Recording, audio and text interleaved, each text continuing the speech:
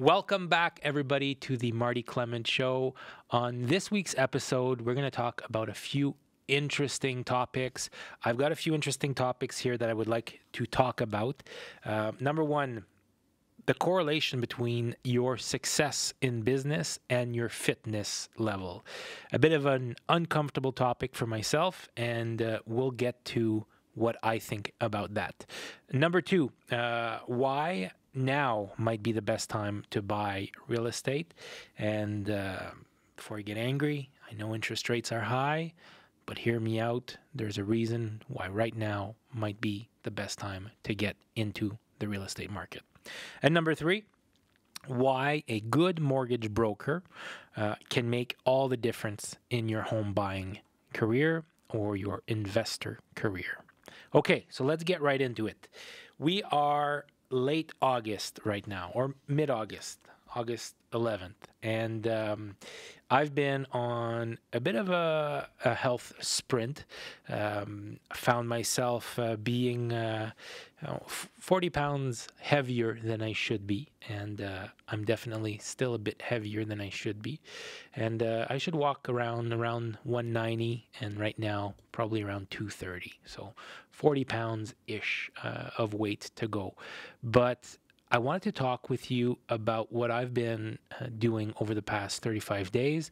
I've been on the 75 Hard program. For those of you that don't know what that is, 75 Hard is essentially for 75 days straight, you have to work out twice a day.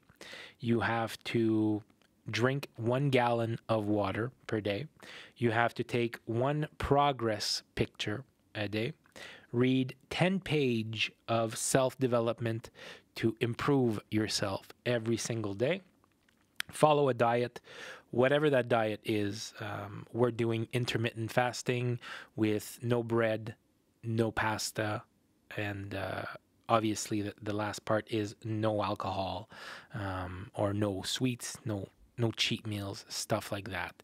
So for the past 38 days, actually, looking at the app here that they provide for the 75 Hard, we've stuck to the program. And Marie-Pierre, my girlfriend, is doing the same program, and it's really helping out to have somebody at home that I'm doing the challenge with, because I don't see how you could do this challenge and have somebody at home that's, eating junk all the time, inviting you to take a glass of wine, once in a while. Since we're both doing it at home right now, it just makes it a lot easier. We do have a 7-month-old son at home, and we're working around Louis' schedule. He gets up around 7:30, so I'm up usually around 6 to go for my morning workout, and when I get back, Marie-Pierre goes for her workout, or vice versa. We feed the baby, change the baby, and we start the day that way, so we get 1 workout out of the way. One of the workouts needs to be outside also. So you could do both of them outside, but one of them needs to be outside. And we've been doing walks. I've been riding the bike a lot, went for a few runs. And when I'm doing my workout inside, I like to go to a gym, lift some weights, just stay busy, stay active all the time. And 38 days in, what I have to report is that my energy levels are way up. I'm not getting that afternoon crash that I was getting before. There's a huge difference between somebody that's being healthy and somebody that's maybe a bit too overweight or isn't feeling as energetic as they should. And this is a sensitive topic for myself, because I do feel like I've let myself go in the last few years. And I can definitely say that my sales success have suffered from it. And it's not easy to make that connection between saying, okay, I'm a bit overweight and my sales have been going down, or they're not as high as they could be, because you don't really see it that way. But when you're in the office in the afternoon and you're a bit more tired and you're not making that extra phone call, you're not as enthusiastic over the phone when you're calling people, maybe you don't look as well put together when you're in front of a client, all those small things can affect your sales career or your entrepreneurial career. And don't get me wrong, it's not like they're aren't some unhealthy, very successful people. And maybe at the end of the day, if they were healthier, they would be even more successful. I think it's easy to make that argument, and anybody that's had tremendous success and isn't in the best shape of their life could have even more success if they got into good shape. So the message I guess I'm trying to get across here is that if you're not achieving the level of success that you're after right now, perhaps start with that one foundational thing, which is your health and fitness. Because if there's one thing that's guaranteed to help you in any endeavor, it's your energy level, the level of energy that you bring to the table. And if you're trying to sell insurance, sell real estate, do mortgages, whatever your game is, whatever your business is, it's very easy for me to debate with anybody that you'll do better at that job if you're healthier, if you're more energetic. And to me, that's at the base level. That's at the foundation of any entrepreneur. Get your health in order, get your energy levels way up, get in the shape of your life, and make it a reoccurring theme in your schedule. We put our sales calls in our schedule. We put our training, sales training in our schedule. Put your going to the gym, whether that's 30 minutes for you or two 45-minute workouts like we're doing right now, or maybe that's taking a 10-minute walk in the afternoon. Just do whatever works for you and get into that type of rhythm where you feel that you're taking care of your health. Maybe it's a reduction in alcohol consumption. God knows that I've done my share of booze and drinking, and I'm not quitting the booze forever, but taking this long break right now is really feeling good. And who knows, maybe I'll keep it going after the 75 hard challenge. There really is an aspect from consuming alcohol that drains my energy level. And if I'm going out to a party on Saturday and maybe I have a few drinks too many, as you enjoy a party, the Sunday afternoon, that Sunday morning that you're getting up is not as energetic, that's for sure. But if you're completely staying away from this stuff, then hey, every morning is as energetic as it can be. And that's the point I want to get across, is that your success in any endeavor is tied closely to your fitness level. So give that some thought, whatever that might be for you. Maybe it's eating healthier, working out, whatever that might be. But I wanted to share with you that I'm on this bit of a health kick journey, and it feels good. 38 days in, and we'll see where it goes. We're definitely finishing that 75 hard challenge, I can tell you that much. But stay tuned on this topic, and let me know how your fitness journey has affected your success level in the comment section down below. I'd be more than happy to talk about that. All right, moving on. Why now might be the best time to buy real estate? So why am I saying that? Why am I saying that right now might be the best time to buy real estate?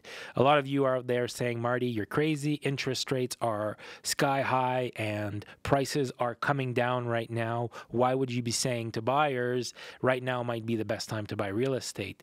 Okay, hear me out here. So if I look at the market over the past year, well, we are experiencing somewhat of a price drop, a pretty major price drop. And let's go back in time into my time machine here, and I've got the stats for the Ottawa real estate market. And the Ottawa real estate market is reflective of what's been going on in North America. There's a few outlier markets. I know that, some areas in North America have been performing better than others, but this seems to be more or less what's going on. We're looking at prices in 2020, before the pandemic.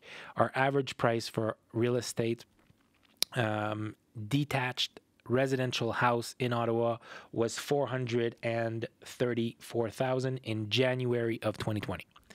Then COVID madness, lack of inventory on the market, rates that were kept super low drove the price way, way up. We topped out at $790,000 in March of 2022. That's almost, I think that's a 50% increase. I did the math a while back, and it's about a 50% increase in the average price for a detached home in our city of Ottawa, Ontario. And since that moment in March of 2022, interest rates have been going up. And we saw prices come down, come down, come down. It went all the way down to an average of 580 in December of 2022. Started coming back up, 680 in May of 2023 this year. And now it's coming back down. We're looking at prices at an average of 660,000 for a detached single-family home in Ottawa. And prices are coming down. Will they continue to go down a bit more? Most likely. I think that we're about to see prices continue to drop a bit. What's going to happen at some point?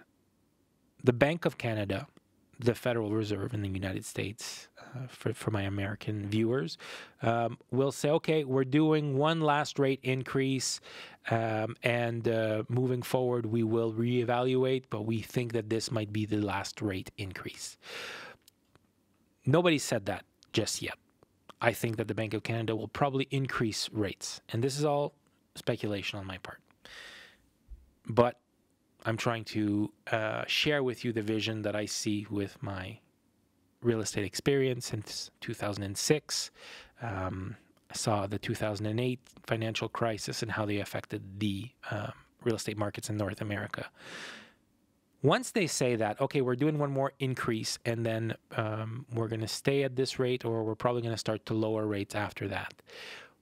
The moment that the majority of the buyers out there see that that's the end of the rate increase, you're going to see prices in North America skyrocket, because people will say, okay, this is the lowest point that we will be. This is the highest interest rates that we will see. And moving forward, the interest rates will come back down. Right now, the problem for most home buyers is that the carrying cost is way high. If you're buying a property, $600,000 mortgage is probably $3,500 a month right now because of the high interest rates, as opposed to being $2,500 about a year ago when interest rates were lower. Once interest rates start to go down, those carrying costs will come down, and the barrier to entry for buyers will be lowered, meaning that there will be more buyers interested in the same amount of real estate on the market. At that point, prices will start climbing way back up, and your entry-level price will be higher. As opposed to the guy that is buying right now, he's getting in at a lower price. And yes, his monthly carrying costs will be more because he's got that higher interest rate. But 5 years from now, he's going to be able to sell that real estate for a higher price and having bought at a lower price. And that difference in carrying cost won't make any difference. Yes, it's gonna be some heavy lifting for now, but he'll end up winning on the long run. And I really think that this is probably one of the last opportunities for the younger generations to get into the real estate market at a reasonable price. $660,000. I'm saying reasonable price. But listen, I think that prices, once interest rates come back down, I think they're going to go way up. I think that real estate is going to become a game for the very wealthy. Do I think that's right? Doesn't really matter what I think. It's just what the market is going to do. And I think that we're going to deal with a nation of renters, unfortunately, where rich people, people that are extremely wealthy, are going to hang on to real estate, and they're going to rent out the real estate that they own, and they're going to hang on to those those assets. They're going to hang on to those income producing assets. So if you can, and if you're capable of doing it, I think that right now is the best time to get into the real estate market, because I think it's about to get a lot harder and a lot more expensive once interest rates start to tilt downward, because that's going to cause a feeding frenzy with the buyers. And that's my opinion. I mean, every buyer is different, every seller is different, and of course, you should be reaching out to your local real estate expert to get their opinion on it. But that's my opinion.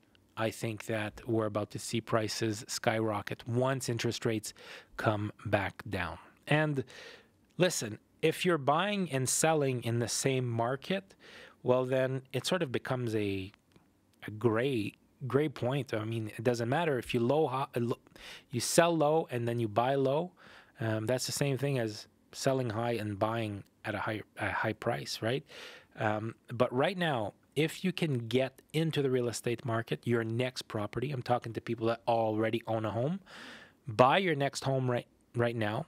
And if you're able to afford buying that next home right now and hanging on to the real estate that you already own, you're going to benefit both ways, because you're going to buy in a tougher market. Real estate isn't selling that fast right now. So you're able to negotiate a better price, hang on to the real estate that you already own, get a tenant in that property for a few years. If it's cash flow positive for you and you're not having to carry that past piece of real estate, the one that you're hanging on to, and why sell it? You might want to hang on to it. If it's cash flow negative for a few $100s a month, nothing too crazy, then maybe you hang on to it for a year or two, and then when prices go way up, then maybe you sell that piece of real estate. But it's got to be different. It's going to be different for everybody out there, and I think some one-on-one attention is deserved for this specific topic. And if you're in the Ottawa area, feel free to go to callwithmarty.com. It would be my pleasure to take 30 minutes and hop on a Zoom call with you. All right, and the last thing we want to talk about today, why a good mortgage broker can make all the difference for you in your home buying aspirations, or in your home buying hopes. Well, here's the thing. If you're going to be buying real estate and you need a mortgage, here's how most buyers do it. Most buyers will call me up on one of my active listings and they'll say, "Hey, Marty, I saw this place for sale. We like it. My wife really likes the kitchen," or, my husband really likes the backyard or the detached workshop. We'd like to go see it. And then, as a good real estate agent, I will say to the prospect, "Okay, Mr. Buyer, that's great. Listen, I can get you in Sunday or Monday. Which day do you prefer?" And then they'll tell me, "Okay, we'll go this day." And then I'll say the follow-up question is, "Have you spoken with a banker already?" The typical answer I get is, "Oh, don't worry about that. We're good." I've been in this business long enough to know that, "Oh, don't worry about that, we're good," isn't always the best answer to hear from a buyer, because sometimes people aren't good and they just want to look at real estate because they think it's fun for some reason. And I'm here to say that that's the backwards way of doing it if you want to be in the best position as a buyer. What you should be doing is speaking with a banker or a broker even before you look at any piece of real estate. And there's a few reasons for that. Right now, interest rates are super volatile. Interest rates are going up, and they have been going up for a while. And there's a magical thing that a mortgage broker can do for you.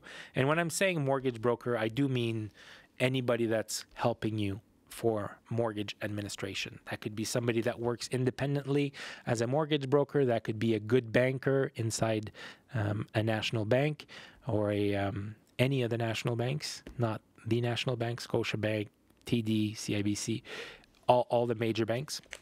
And what those brokers, mortgage administrators, can do is that they can lock in a rate for you, meaning that, "Okay, Mr. Buyer, you are pre-approved for a mortgage up to $700,000. I've got you locked in here at this rate of 5.19 for the next 90 days. As a home buyer, you've got proof that the bank has said, okay, you're good to borrow up to $700,000. And then that locked in rate is good for 90 days. So the Bank of Canada could do whatever they wanted to do. They could increase rates. That lender has already agreed to lend you that money at that rate. And that will give you certainty when you drop the offer on the property that you're getting that rate from that lender, from that bank. And that will give you more comfortable footing when you submit the offer. Another thing that will happen is that whatever property you offer on, let's say I've got the listing. I'm the listing agent, and I've got a realtor that is representing a buyer. He's representing his own buyer, and I've got another realtor that's representing another buyer. Realtor A comes in. He says, Marty, I've got an offer for your property, $750,000. And also, here's the pre-approval letter for my buyer. They are pre-approved up to $800,000. They've done their research. They're good. And then I get a second buyer. And that second buyer is offering $755,000. And I asked that realtor number 2, realtor B, hey, has your buyer been for a pre-approval mortgage? If they haven't gone for the pre-approval mortgage, he's going to give me the same type of answer that I'm getting from buyers that aren't pre-approved. Don't worry about it, they're good. And okay, they're both good offers, but I've got one here at $750 with a pre-approval, and the other one's $755, no pre-approval. I'll go see the seller, and the seller will say, okay, which one of these two is better? A lot of people will say that the $755,000 is better because they're beating buyer number 1 by $5,000. But hold up a second. If I sell to that second buyer at $755,000, they've got a 1-week condition for their financing, and then 1 week later, they don't qualify for their financing. I'm stuck with a property that needs to go back on the market, and at that point, the property might lose its sizzle. It might not gather enough interest to have a multiple offer situation. And for me, as an experienced realtor, I might be tempted to go with the $750,000. And scenarios like this happen a lot in real estate. And you can see how that buyer having that pre-approval letter, doing things the right way, has already saved them money on the home buying front, because even though their offer isn't the highest one on the table, they're still a step ahead on the competition. And I've seen the scenario play out a lot in real estate. A pre-approval letter, a strong case for an agent that comes to the table and says, my buyer's pre-approved with this bank, here's the pre-approval letter. That's huge. And that can save you so much money. And it's not far-fetched to say that meeting with a broker before starting your home buying process can save you tens of thousands of dollars. You're going to lock in a rate with a bank probably for 5 years. And if you've got a rate that's 1% lower than what you would get if you were to wait until you make the actual offer process, I mean, on a $600,000 mortgage, 1%, that's $6,000 interest per year for 5 years. So that's $30,000 that you're saving just by doing things the right way, speaking with a mortgage broker before you enter that real estate shopping journey. So if you're looking for a good mortgage broker anywhere in Canada, coast to coast, let me know. I know great mortgage brokers. I know the ones that are efficient. I know the ones that are great at communicating with their clients. Again, I've got almost 20 years experience in this business, so I've had the chance to work with a lot of brokers, the good, the bad, the ugly, and the great. So if you're looking for a referral, let me know, and I can introduce you to some of the best mortgage brokers across Canada. All right, so there you have it. Those are my 3 topics for today. I was going to take a bit of a break from doing the podcast this summer. Some of you will have noticed that I haven't been putting out that much content lately.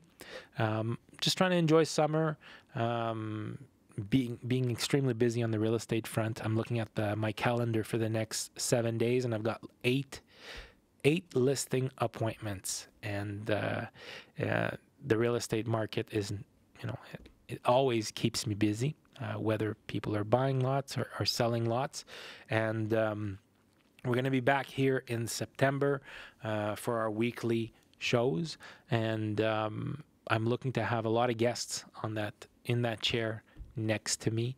If Jeremy can show the empty chair next to me.